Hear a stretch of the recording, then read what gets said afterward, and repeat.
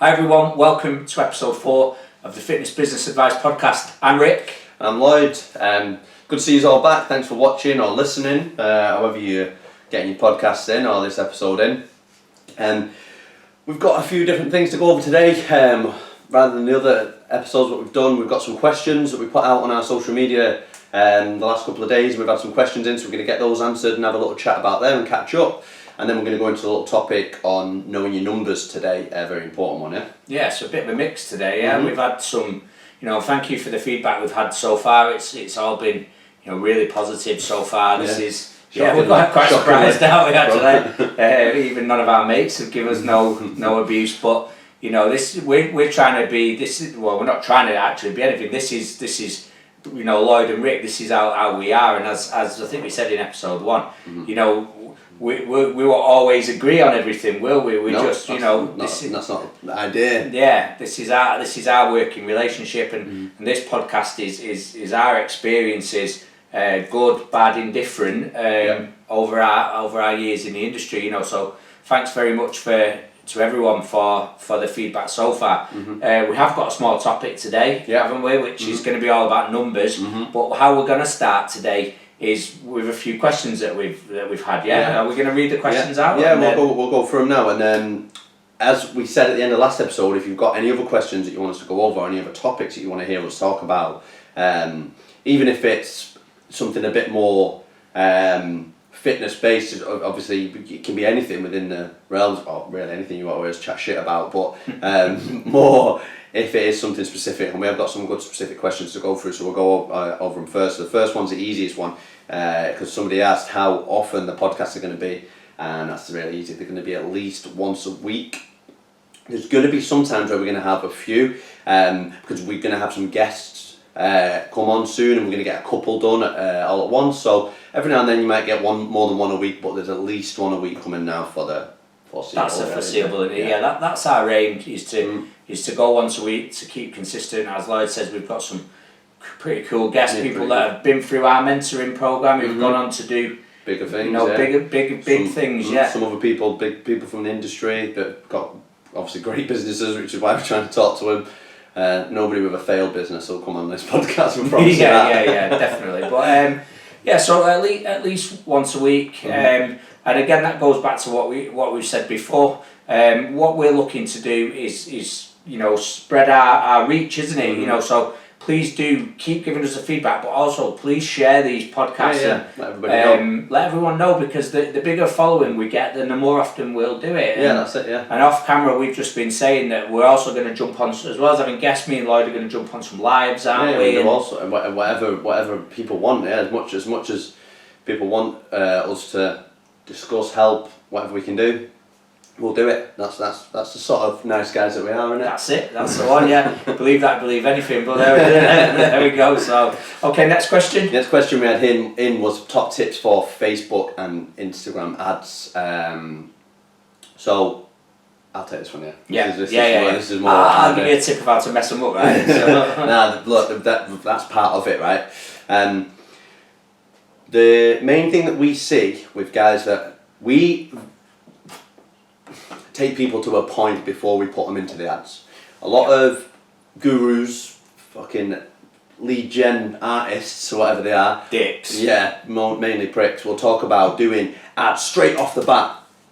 If you haven't got a system in which is built to take clients in, then it's pointless doing ads, because then you're just going to fumble them all and you're going to lose loads of leads. There's so much foundation work that needs to happen before you're ready to take on a lot of leads. And the easiest way to do it is we ask them, our guys a question. If somebody asks about doing ads, we ask them, if you got 20 leads, 20 people that want to join your gym tomorrow, join your service, join your program, could you do it? More often than not, it's a no. Yeah? 50. What about 50 people? What if your ad goes amazing? Probably won't. But what if it does? It goes amazing and 50 people want to sign up. Can you do it? Nah. You haven't got the time, you haven't got the infrastructure, you haven't got the product, you haven't got the scalability within your business more often than not. If you have, buzzing, get some in, right? We help people do that, build that foundation and get to the ads. When you do the ads, one of the main things that people get wrong is that they expect it because they pay for it. Because you're not just spending time talking to people. People think, because I've spent 10 quid, I should get a lead. Yeah. And that doesn't always happen. Yeah. I always refer it back to leafletting, and not that a lot of people these days do a lot of leafletting, but we've done leafletting. Yeah, PT, 100%. right? You send 5,000 out, and how many do you get back? 5,000. You might get 2 or 3 leads. Yeah. So, and you might not even get any clients from it. Just because you paid doesn't make you entitled to getting clients. So we've had clients before say, well, I did a Facebook ad for a week, got no leads, that doesn't work, off I go, done. Spent 50 quid on it. Yeah, spent 50 quid, I should have leads, that's not how it works. Sometimes you spend 100 quid and you get leads, sometimes you spend 300 quid and you get none. It's all a trial and error process, just like sales is. Yeah, you've got to test it, it's got to build, there's a whole technical side to it. Your pixel's got to build its knowledge. You've got to fine tune your audience. You've got to know the product. You've got to know the ad copy. You've got to know the ad creative. You've got to get it all right so it hits your audience in the right way. And if it's not, it might not work. And sometimes when it is right, it stops working. It's a pain in the ass. So it's a constant sort of evolving and changing model. An ongoing process, isn't it? Which you have to be up for, developing, losing money, grafting when it goes right, onboarding people fast when it goes right, and up for changing when it goes wrong. You've got to be open to adapting. Sometimes it just won't work. Yeah, I think, and that's fine. But sometimes it will. And what people think is that they spend money and it entitles them to something. Yeah, that's the big thing. Yeah. And even if, like Lloyd said, and I think this to finalise that question, because it's such a detailed area, isn't it? It's huge. It's a huge area. Is that even before you go looking to spend money on ads, so our top tip, before you go looking to spend money on ads, is make sure your infrastructure's in place and everything's set so that when the leads do come, you can handle them. Yeah, you can get them into your system, you can get them paying, you can get them all happy. You want them to be able to flow through a sales process and feel like they're getting good service. Deliver a good product. Yeah, and then the number 2 is that you're not going to get it just because you pay for it, except that it's an evolving method, and you're just going to have to test it, trial and error it, and then when you get it right, it can work so well. But it takes some time to get there, so don't fuck it off if it doesn't work after a week. That's what a lot of people get. So there's another tip as well, isn't it? Is to stay with it, being with it for the long term. And having the realistic thing of, we've had a lad on the mentor, and I've had an ad but it didn't work. Spent 20 quid, only got 7 leads. I was like, you fucking mad. 7 leads for 20 quid. You should be running that ad non-stop if that's why the returns. Going back to the structure point, those 7 leads, this person didn't overly do well with them because the structure wasn't there. Yeah. So he had a product and an ad that worked, but he couldn't take him in. And in his head, he didn't think it worked. So it's about knowing all that before you get into it. It takes some real time to study it, but if you can get it right, it can work really well. Definitely. Next question. Another great one. This was about asking which fitness business models do we see being the most effective or being popular right now, and which do we see moving forward coming into the fitness industry. You want to take that one? Yeah. There's the industry always has trends, doesn't it? And I mean, if you look at years ago, even trends in classes. I was in David Lloyd, but your little plug for David Lloyd there. We'll make sure we tag David Lloyd on that. But I was in David Lloyd the other day, and they've just launched Cyclone, which is a new spinning product. Whereas spinning 10-15 years ago, and Spin Studios. That's right. RPM. Oh God, RPM, fucking hell. Yeah, remember that. So to use spinning or aerobics or where's Zumba gone? The industry has trends, doesn't it? And in terms of the modelling of your fitness business, there's no doubt that based on the wants and needs of the client, that trends happen. Yeah. Whether that's transformations or whether that's group training models, etc., etc. I think for me, I think yes, some trends will come and go, but I think the main ones, the main models will be evergreen. Yeah. So in terms of what do I see as being the models that are the best or will last the longest, I think a model whereby you deliver results. You have to deliver results. It's a result game. Yeah. This industry is a results industry. It's as simple as that. But I obviously we're in lockdown at the moment, so I think your business model has to be robust.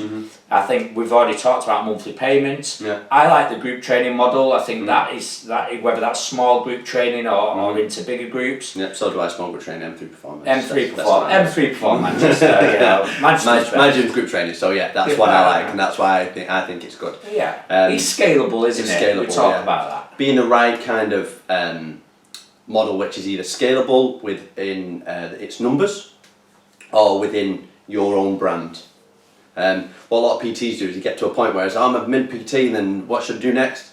And they go, oh, I'm going to open a gym, I'm going to do online, and how many people told us you're changing your model based on the trend, aren't you? On the trend, and as much as I think I'm fucking amazing, I don't see me doing a body transformation models anytime again soon. Well, I think the ones that are popular right now are transformation models, group training. Online is becoming a big thing at the moment, and I think obviously the lockdown situation helped that. Yeah.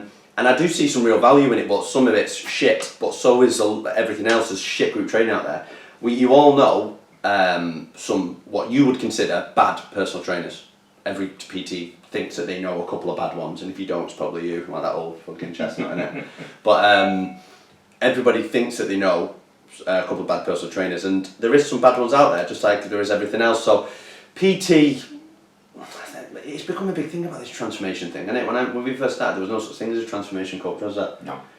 People create these other job roles. I think within your brand, if it aligns with your brand, then that model is robust. Yeah. And what we're more keen on is making sure that the financial side of the model is has got longevity. So selling, 4 weeks, 6 weeks, that's fine if you're onboarding your client into a database and there's an upsell process there and all that kind of stuff. Yeah. But if you constantly got to go to the client and say, excuse me, you've run out of sessions, can I have some more money? Whether you're selling transformations or group or whatever, that's not a long-term model. So we work with a front end and a back end offer generally. Okay, so you have a front end offer which gets somebody into your business, gets a foot in the door, and you have a back end offer that sits them down and gets them comfy and sits them in your business for a long time. Yeah. And as long as you've got those two things, doesn't matter how you're doing it. Yeah, I mean that's the terminology we use for it. You can call it entry programs, whatever you want. But something that brings a client in, gives them a taste, and then something that onboards them for the long term. Yeah. I think that's the models of the future, isn't it? Yeah, that's whether that's online or scalable models are our big thing. We often say you could be Gordon Ramsay standard chef, but if you've only got one table in your restaurant, you're not going to make any money, are you? It's not a long-term business, So that's our answer for that. Last question. Last question was our top tips for. I think they asked for top 3, but our top tips basically for walking the gym floor and meeting new clients. Okay. Throwback. Yeah, throwback. You've both been there. So, my biggest one is not being pushy, not being a dick, not being negative. A lot of the time, people like people that are nice. People like people that are like them. Going over with the whole educational thing from Dot is one that I've seen fail or have seen fail more often than not. You're doing this wrong. What you should do is do this. Yeah, can you stop me? What you want to do is this. And people are already a bit like, mate, chill out. I'm just trying to pump my guns a little bit. Do you know what I mean? I'm just trying to do a leg extension. Yeah. Like, I don't need to know how many muscles are in my thing. Maybe they do, but going over with the right intention. So I think a smile, hello, how are you doing? Building up rapport before starting to give them advice, starting to tweak things. So not telling someone on a bench press about functional training and biomechanics and correct exercise when they want to get massive, right? No. Simple sales thing is that it's not done on the first contact. Yep. Done on between the 6th and the 8th, something like that, yeah? Yeah, something like that, yeah. So if you've said hello to somebody, they're more likely to then say, how are you doing? If you've asked somebody how they're doing, how the weekend was, they're more likely to then ask you how your weekend was. If once you've had that half conversation about how the weekend was, what did you watch the football or been to the cinema or whatever, they're more likely to then go, oh yeah, I'm training chest today, or I'm doing this, and then they're more likely to take advice from you, rather than trying to do all that in one conversation. A lot of the time it can be beneficial to start building those interactions over time and remembering names. So there you go. I'm ticking another one you there, beat me sorry. to it. It's alright. I mean, they asked for 3. You know, we could give them 103, couldn't we? Yeah. But the reality is, you only need 2 or 3 things. Remember the names. I think is golden. Yeah. Be genuine and be patient. Yeah. You know, people.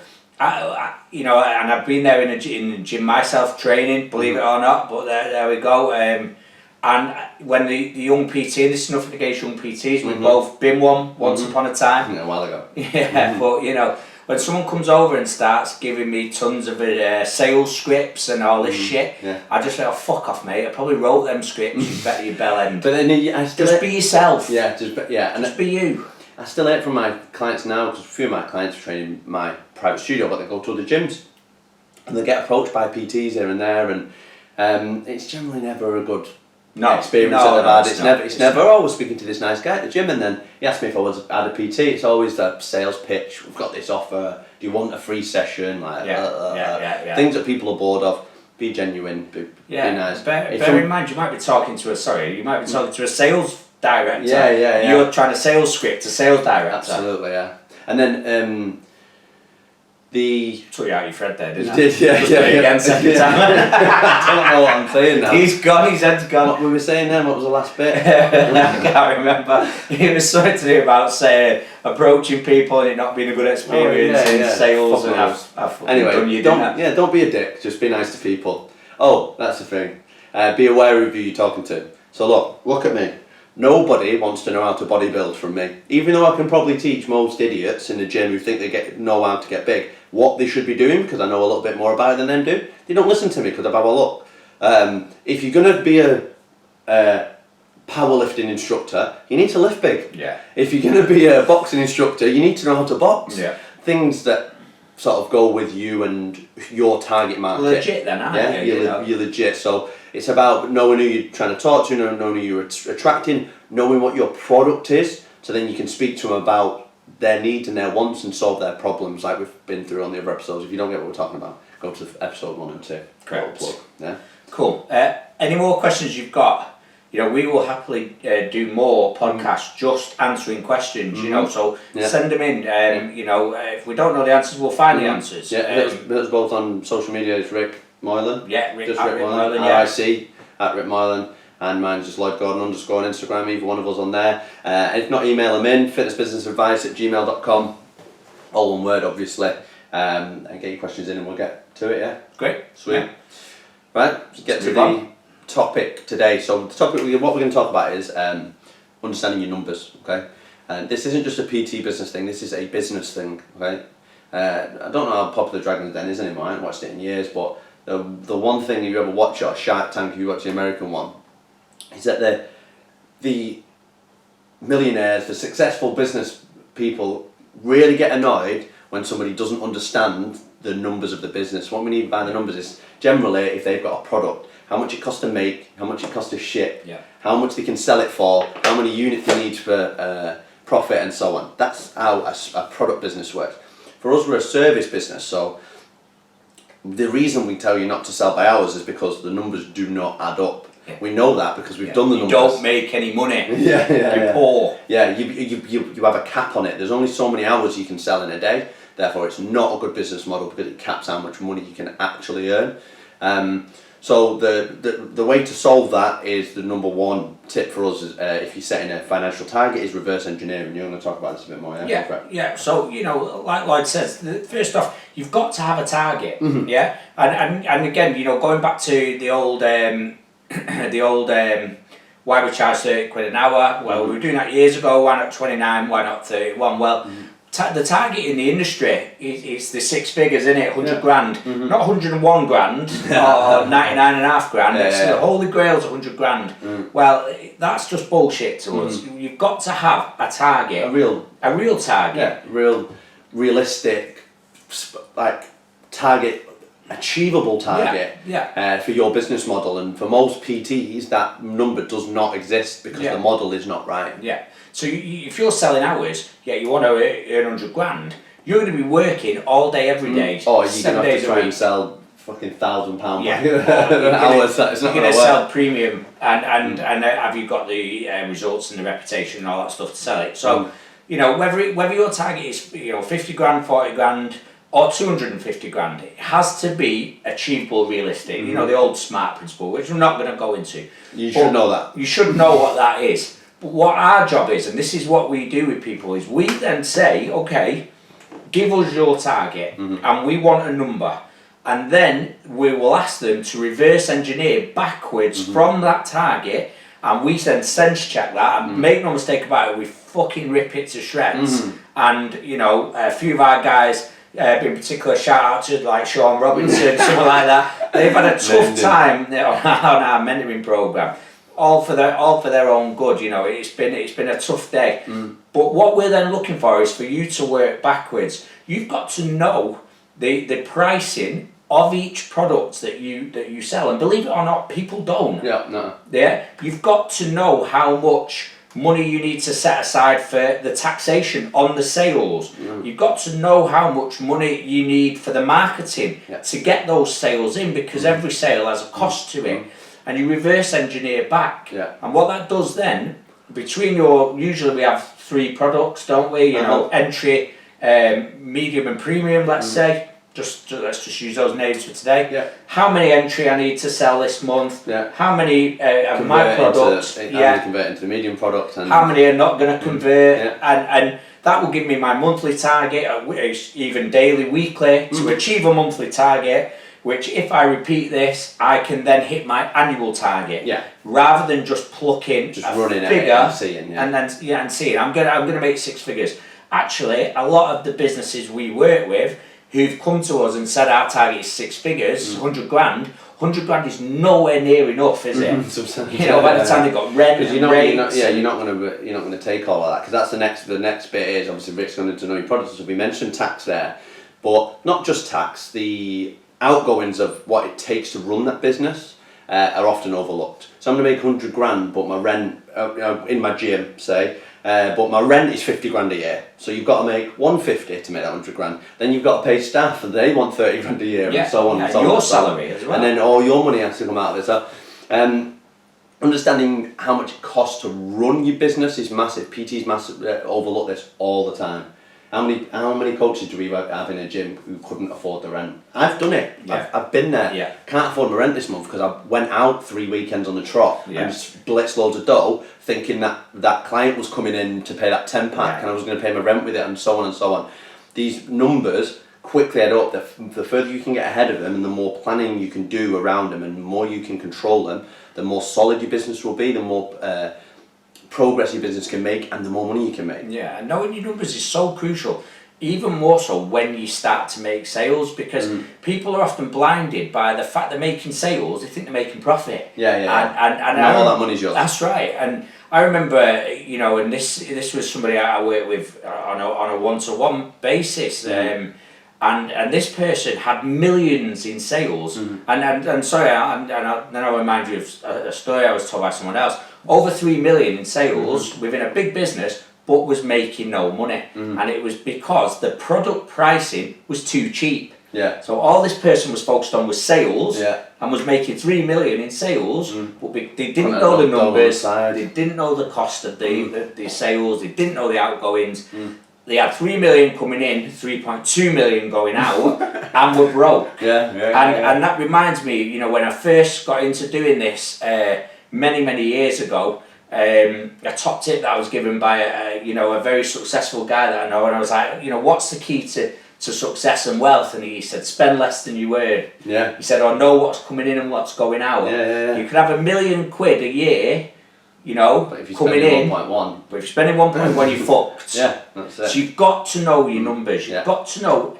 Now, and we have different guys, and you use different methods with this. We've got the spreadsheet gang, like me, and you know, the geeks like Scott Pearson. Anyway, all right, Scott. And we, you know, we've got our spreadsheets and all that shit going on. But then some of our other guys, and arguably, you know, and I'm not, you know, our guys who use spreadsheets are successful as well. But some guys, you know, they're very old school, aren't they? Pen and paper and get up on the board. And shout out another one, Josh Agden, with his fucking calculator in his bag, like he's a fucking granddad.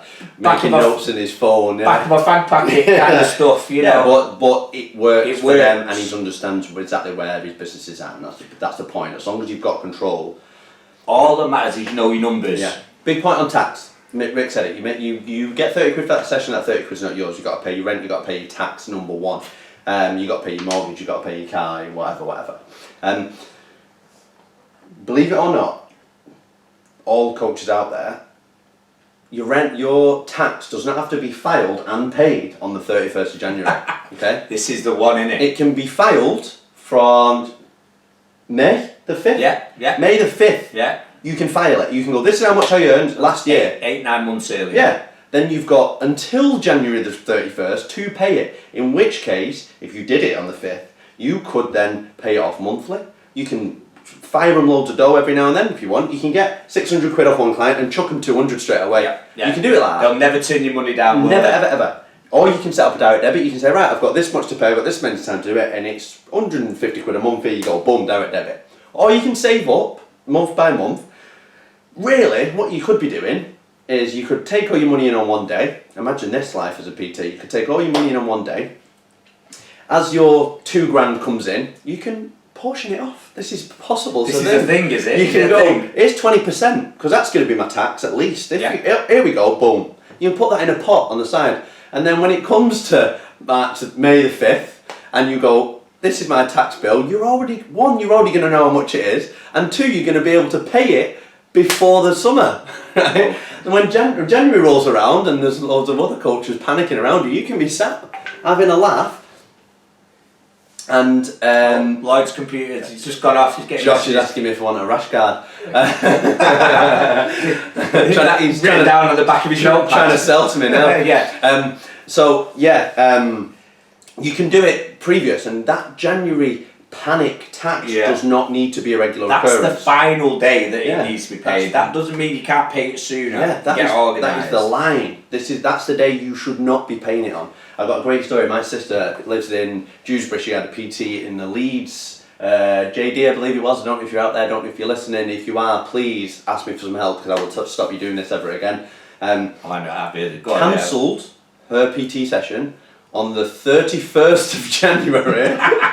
They have a bag of receipts at the time. And he sent her a picture of paper all over the floor saying, can't make tonight's session, I've got to sort my books out. No. That's not my problem as a paying customer. That's your problem. You should have sorted it months ago. You run a shit business. Yeah. Sort it out. Losing money. Please, if that was you and you were training my sister Vicky, please give me a shout and I'll help you out. Yeah. Don't ever do that again. Losing money to pay a bill. To pay a bill, and it's an awful sign for anybody that takes you seriously as a business owner or an actual business.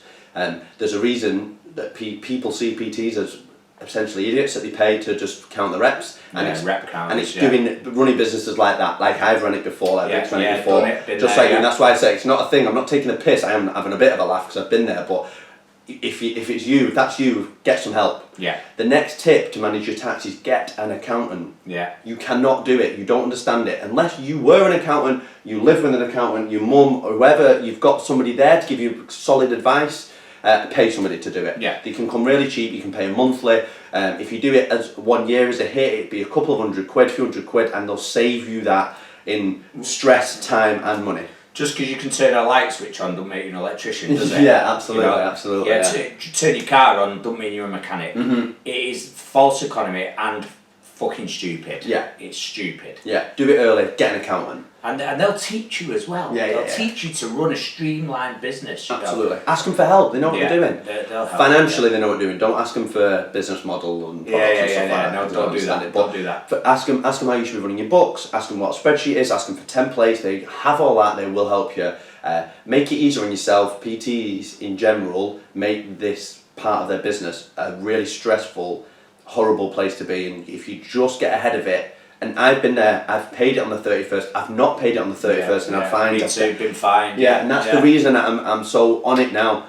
Put the money aside, make sure that your business is putting that money aside, and that you're not going to panic on the 31st. It's fucking miserable, isn't it? It's awful, about don't be there. and it makes business not enjoyable. And what we should do is is have the systems and have the structure in place so that we can do the things we enjoy. And we can focus on the things we enjoy. If you're real smart with how you run your numbers and your business, which is what we advocate our guys to do, guys to do, is your money goes into a business account.